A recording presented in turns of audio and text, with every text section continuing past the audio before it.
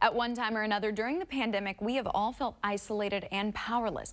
But as many of us have discovered, we can help one another. In fact, there are many creative, caring, and compassionate ways people are showing up for each other. And checking in on elderly neighbors or expressing gratitude to frontline healthcare workers, those are among them. But did you know that these simple acts of service not only benefit others, but they actually benefit your health? Dr. Hilary Nash with HCA Midwest Health joins us now. Dr. Nash, what would you say is the easiest way to give back during this time?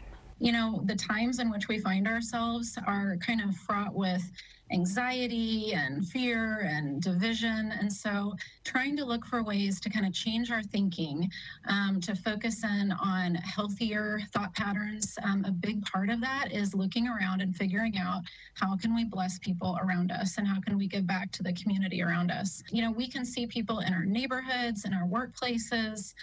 We can see them even on the streets when we're driving around town, people that are in need of a helping hand. And so I think a good place to start is just looking in our close social circles for people who could use encouragement.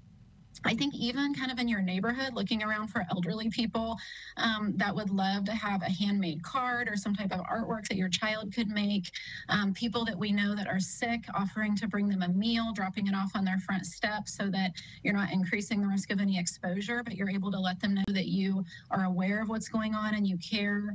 I think looking for even opportunities of people that we don't know that we might see in the community, like having care packages in our cars that have some type of basic toiletry items, maybe a gift card to a grocery store, things that are easily accessible that when you see someone that's in need, you can just hand it to them and it's already ready to go. And we know volunteering is an essential part of bringing a community together. So how does that also benefit our own health?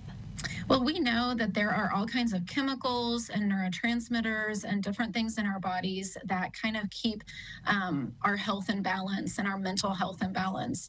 And when we are kind of focused in on a lot of negativity and a lot of negative thoughts, then it can change that chemistry. I tell my patients all the time that we can create these well-worn paths in our brains that we have a trigger and it automatically goes down that same path over and over again. And those aren't necessarily always healthy. So retraining our thinking that instead of going down some of those unhealthy thought patterns, we can go down healthier ones. Like, for example, how can I look around for people that are in need? How can I use my special gifts and talents that I have to try and bless other people or to try to help other people? Actually changes the chemistry that happens in our own bodies and can be very healthy and very helpful. What advice can you offer parents to keep the conversation of wellness going on with their children, especially as the school year starts? You know, I think the key sentence there that you mentioned is keeping the conversation going.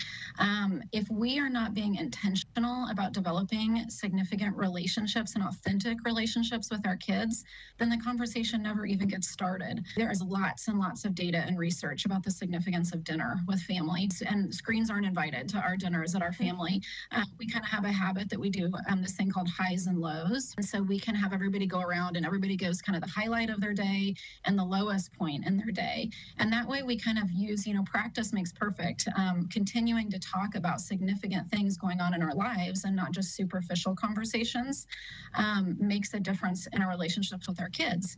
Dr. Nash reminds us all that the most effective way to stop the COVID surge in our region is for people to get a COVID vaccine as soon as possible. For more information, go to hcamidwest.com.